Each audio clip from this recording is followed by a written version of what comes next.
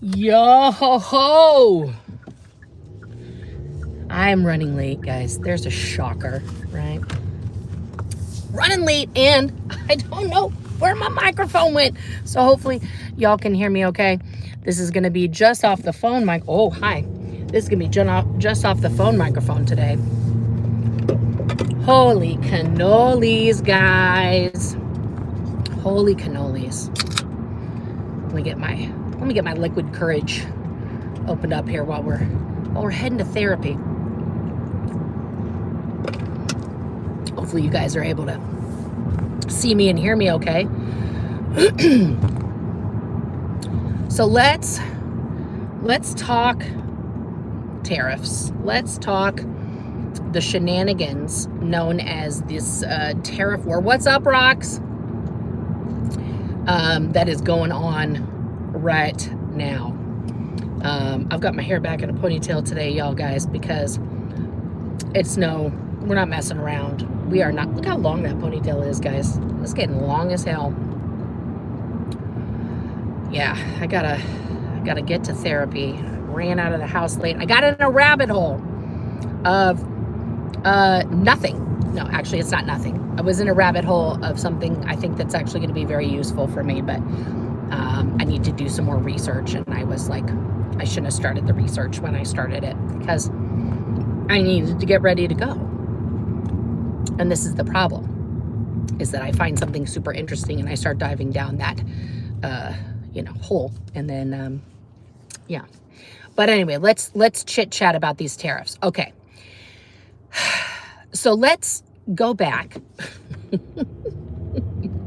in time to the 1890s, where, President Trump keeps bragging about William McKinley, the tariff king, right? That he's trying to model his current 2025 presidency after. He's literally trying to turn the clock back over 100 years. And in more ways than one, guys, in more ways than one, let's face it, on civil rights and other things, because there's a lot of things besides the tariffs that were going on at that time that were not rights that we have now, right? Excuse me. So if we think about all of that, right? If we think about all of the things and the things that he's actually trying to accomplish, we can see the end result of that yesterday, okay? Now, people who argue that things like this are bad for the economy are right,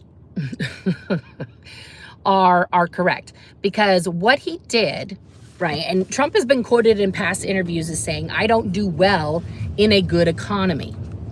I do well in a bad economy. Why? Because I buy things up when they cost a low, and then I sell them off when they are, the economy goes back up, right? And that is, I said that to you guys, like, let's all pretend to be rich a few days ago, didn't I? I told you guys to buy stuff. I'm not a financial advisor, okay? It's just, this is the basics of how this goes. So Trump on the campaign trail, Trump coming into office, tariff. Since he took office, if you go to your stocks app right now on your phone, okay? Don't look at today's, look at the 3-month trend, which is the trend since Trump has been in office, okay? And it goes like this, and then there's like a little boop right at the end, okay, from yesterday. So let's discuss that. As he's talking about these tariffs, just the thought of tariffs on foreign entities where we get a ton of goods that supply the people that make shit here in America, okay, started driving the market insane, started driving it down just terribly, right? This is, okay, there we go. There's traffic, my collar's annoying me. I'm sorry, I'm fidgeting. Okay, there we go, I'm settled. Okay, then he came out with his Cheesecake Factory, size fucking tariffs with ridiculous countries who we don't even get stuff from. I mean, one is an island filled with only penguins, okay? We don't get anything from there. What the fuck are the penguins exporting to America? Sent the market into a complete plummet. Did he freak out? Did he say, oh, guys, come on, you know what I'm doing? You know what I'm doing? No, he was like, hold steady. He literally truthed out, like, hold steady. Everything, you know, we're not going to back down. America's strong, all this kind of bullshit, right? Okay. Then, yesterday morning, okay, super early in the morning, he puts out on Truth Social, today is a good day to buy. I'm sorry. Just a random Thursday. Why is today a good day to buy, sir? How is that? And then several hours later, while the markets are still open, mind you, reverse Uno cards, the fucking tariffs, right? And oh, voila! Everything shot up. Now, mind you, it's still completely crashed. It's still 2,500 points down from when he inherited the stock market, okay? However, that was another transfer of billions of dollars of wealth from the poors, you and I, to the bajillionaires. Now, we've already seen that a couple people have been accused. Marjorie Taylor Greene, other people have been accused of insider trading. Okay, this is going to be a big deal because if they somehow knew, or they just follow the president on Truth Social, this could be their defense. Well, the president told me to buy, so I did. So did he know he was going to reverse the tariffs and was basically sending out the bat signal to all the billionaires? Today's the day, winky wink, right? Okay. It is insane to think that a president of the United States was playing with the stock market as if it didn't affect anyone else, just for his friends to benefit. So much so that he's holding a press conference about the success of the pause in the tariffs. And who is in the Oval? A Charles Schwab, the actual guy, Charles Schwab, who, you go and you see the thing, Charles Schwab, open a free account, blah, blah, blah, blah. He announces how much Charles Schwab made in one day, which was billions with a B, 90 billion. Some other dude in the room, who I can't remember his name, made 600 million in one day. He let the outside thought outside. It's not a secret that this was a ploy to make billions of dollars for people like Charles Schwab and his homie that was in the White House. Okay?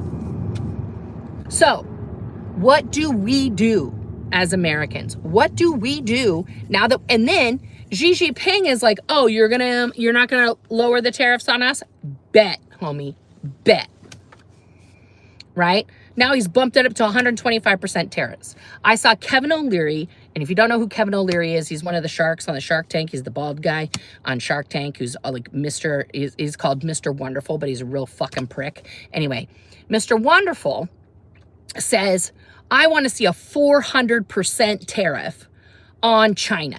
And his reasoning, he's a businessman. He does a lot of business there, right? He says, as a businessman, what happens in China is that I will bring an idea, I will start manufacturing of an idea there.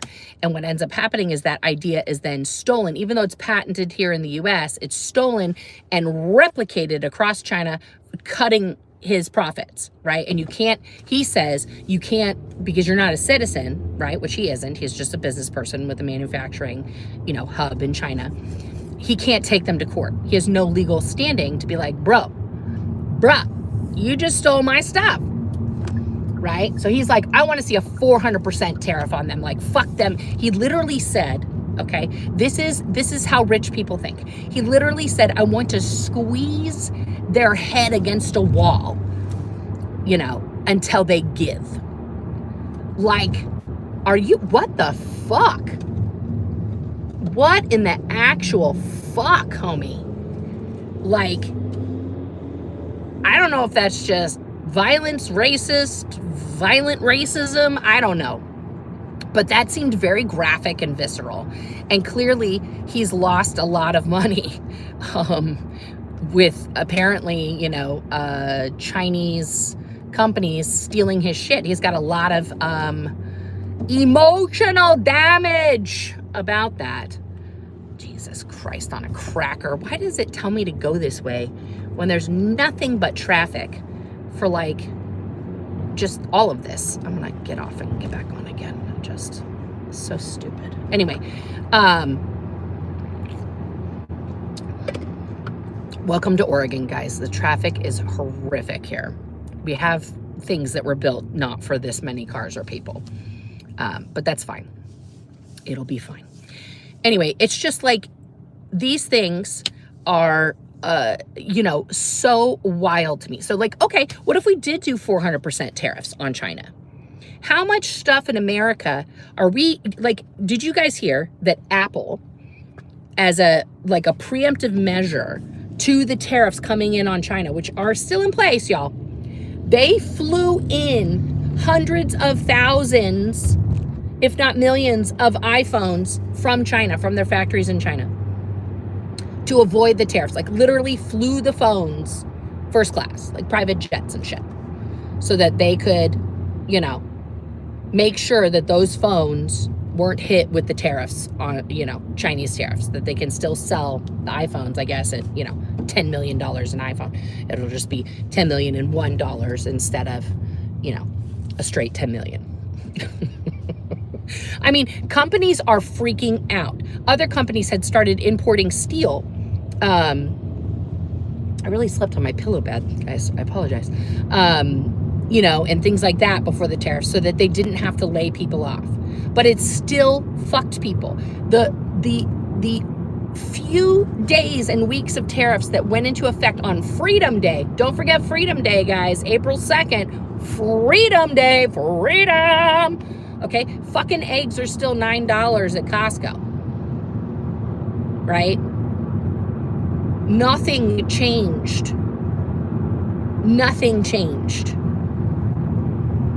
Not one regular person has benefited for 1 second from these tariffs, okay? Now, I've been absorbing a lot of content about financial stuff, our food system, all these things, okay? And another documentary I think you guys should watch that I'm gonna rewatch, I'm rewatching it for a second time already, is Food Inc. 2. I watched the original Food Inc. when it came out many moons ago. And now I'm watching Food Inc. 2, which came out actually in 2023. Came out a couple years ago. But the explanation in there of how our food supply is affected by, all these imports, exports, and how we're making it, etc., right?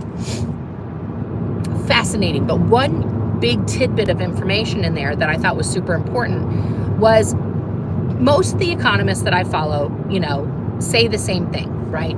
And that is the debate about tariffs and about wages and all these things, is that you can't tax the rich and have a utopia, because the rich will leave and go to a place that isn't going to tax them, and then they will take their employment and all this other stuff. They will take their power, right? It's not just this rich people leave and go to a place where they pay lower taxes. They take all of their toys out of the sandbox as well, right? And so they take their companies, they take all these things, and then Americans end up losing jobs. That's always the thing, because if we overtax the rich, then they are not going to be job creators here, and there goes the economy.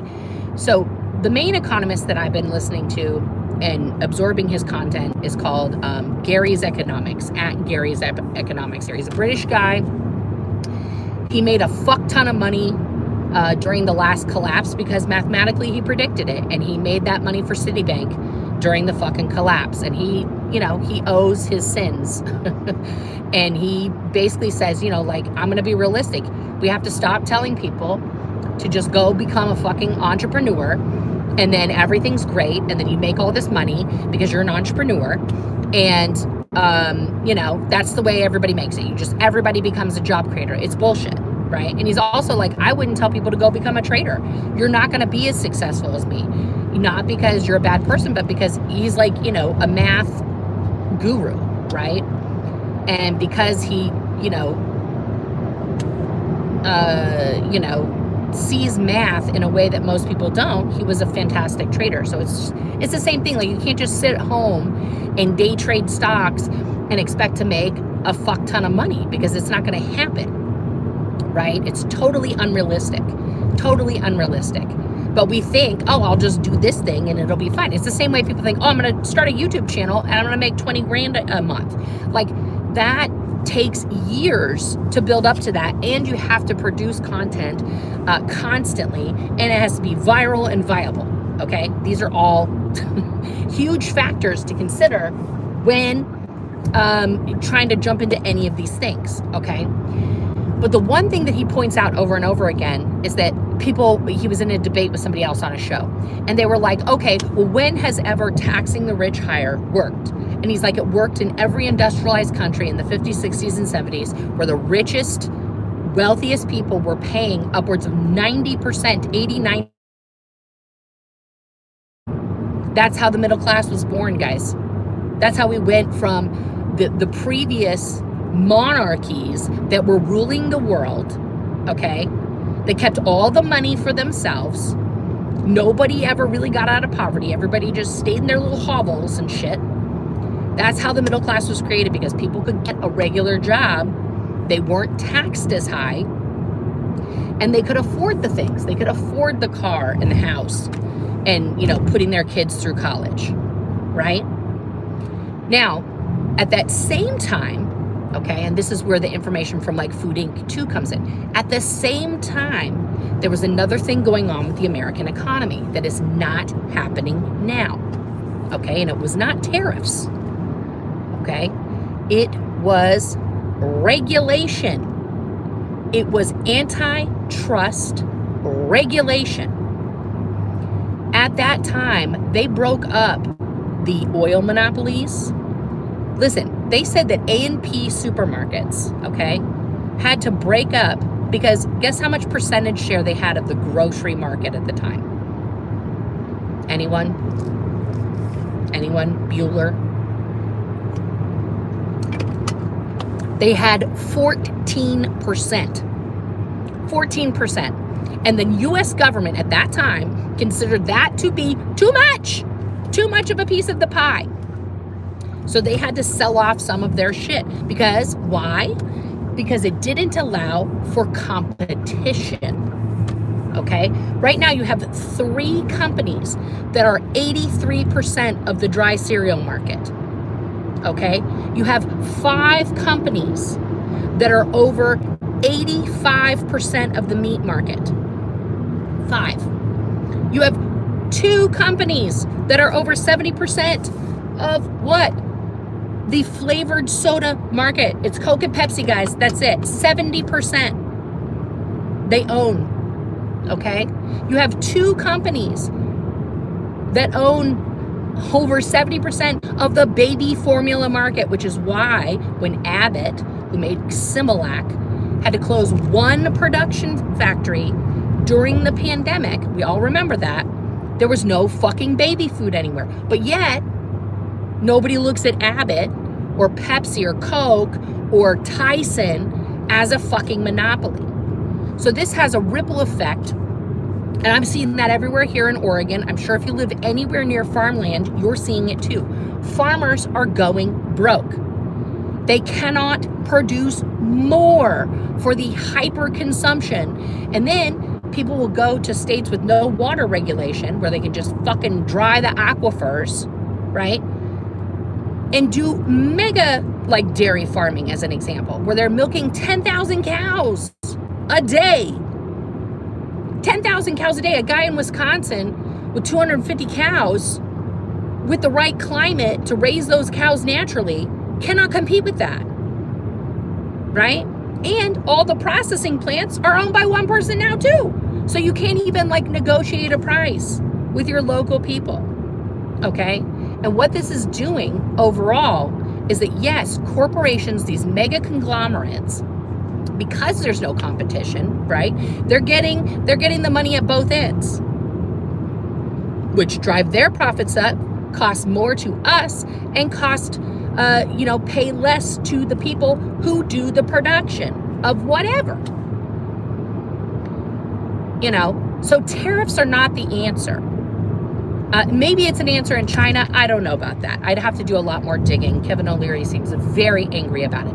But it's also not the answer to just say, well, Apple can just move its all production here, right? We don't have the infrastructure set up for that. China is literally like, oh, you want to make something? You want factory? We have factory. Okay? We don't have that. We don't fucking have that shit here, right? Where are all the factories that are just ready to go?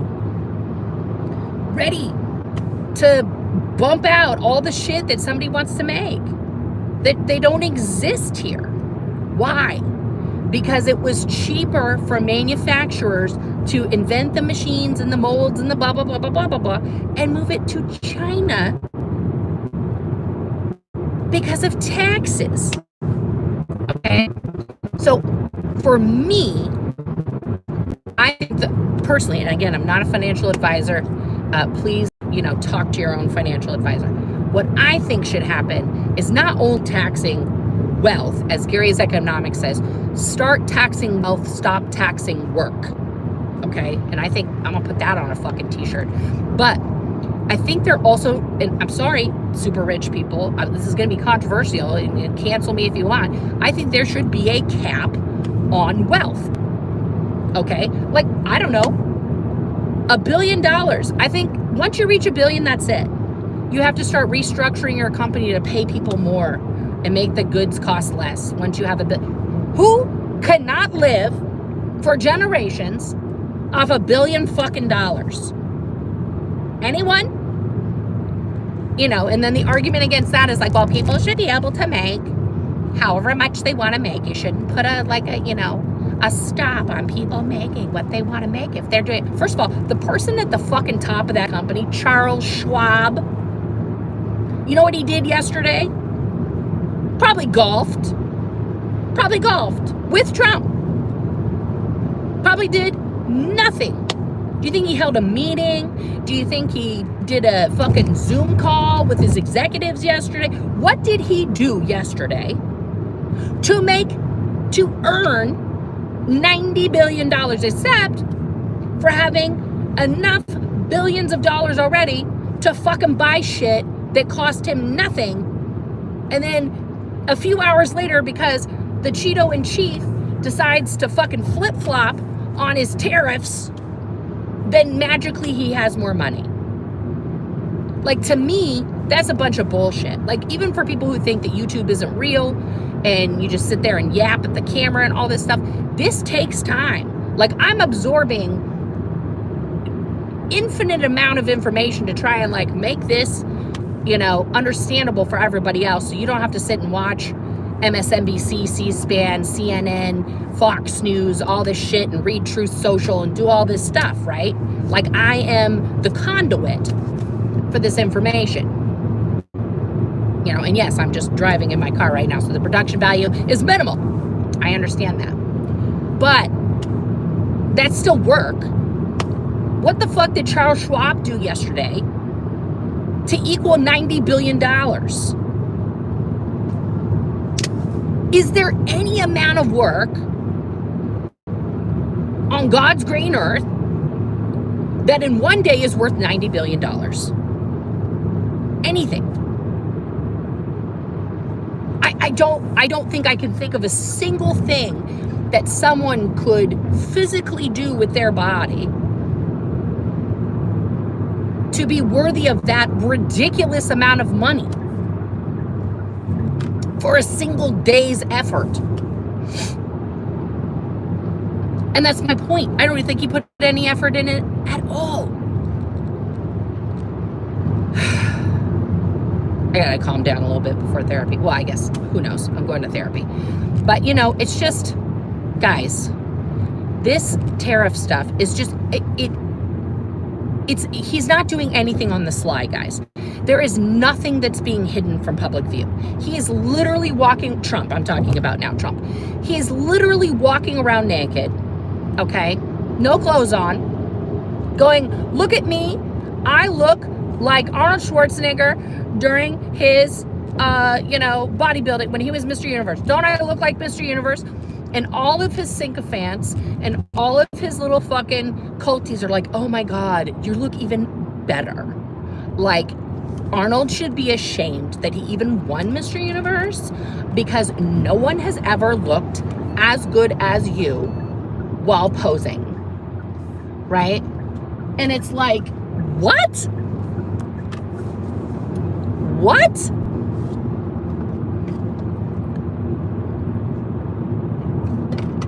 That's what they believe, though. That's what they believe. You know? And the rest of us are like, oh my God, my eyes. I need to wash them with everything, right? So what we have to do, guys, okay, is we have to keep using our voices everywhere. These protests matter, okay? These protests matter. Notice Trump isn't talking about the protests at all. He didn't call them, bad people. He didn't say nothing. He said nothing about them. Nothing. Right? Because then he would have to admit they happened. Okay? So keep your eyes on that, because the politicians are paying attention. They're paying attention in the town halls where they're getting a fucking talking to by all their constituents, not just the Democrats. The Republicans are showing up in force saying, what the fuck is this shit? Okay? Because people are seeing behind the curtain, and we have to keep showing up in all these places. You have to show up at your local councilman's meeting, at the mayor's meeting, at the fucking senator's meeting, at every meeting that you can get in the door to, okay? And we need to keep telling them and our congresspeople, it's not enough. It's not enough. Okay, it's awesome that Bernie and AOC are going around and getting people pumped up. Okay, awesome. Now, the rest of the Democrats, you better put up or shut the fuck up. You gonna do a fucking 25-hour speech like Cory Booker to get the fucking point across? Okay. Otherwise, get the fuck out of the way. We need to have calls for a massive change in Democratic leadership across the board. Did you guys know that David Hogue, the kid from Parkland, and I say the kid from Parkland, he's probably approaching 30 now, but anyway, is the vice president of the DNC? I literally found that out yesterday. I had no clue. None. Mr. Hogue, can we get our shit together, please, and pick a message and get on it? And the message is, we want our fucking country back. We want democracy back. Give me democracy. Jesus Christ on a cracker, y'all. Anyway, that's what's happening with tariffs. I am driving, so I cannot interact with your comments or anything else. Thank you guys for tuning in. If you're on the replay, I love you. But guys, don't fucking give up. Don't let anyone quiet your voice. Be loud, be heard, be recognized, and make sure that you know what the fuck is going on, because there's a lot every day. It's like 10 things. And just as a note on that, I'm doing a members only on the What's Up with Nora channel, if you guys also follow me there, at 2 p.m. And I'm going to be talking about it over there. But formats are changing here a little bit. We are going to be trying to do a lot more content on this channel in a smaller package. Instead of taking on like 2 or 3 topics at once. If you guys have noticed in the last couple videos, it's just been one singular topic. And I'm going to try and do that so that we're keeping these videos hopefully around the 5th, and this one went longer than that because I was on a rant, but hopefully around the 10-15 minute mark, so that it can reach more people. You guys get the point. And I'm going to try and be as on top of all of the breaking news as I possibly can, which means that my What's Up content will be also in the same vein, more thoughtful, but less frequent, because this channel is going to become more frequent. We are so close to full monetization, guys. It's just as a reminder, if you have not subscribed, please subscribe. Subscribe. We are so close. And we're going to keep talking about the important things. If you have an idea or you have something that you want me to do a deep dive into and break down here on the channel, please email me at onomerica@gmail.com. You know, and if you have a problem with the mods, tough tits. No, I'm just kidding. You can always ask them a question at ytmodsquad@gmail.com. Okay. Thank you guys so much for tuning in. I'll see if there's going to be more today because I have that members only. But we'll see. You know, there's still stuff happening all the fucking time here. Love you guys. I'll see you guys next time.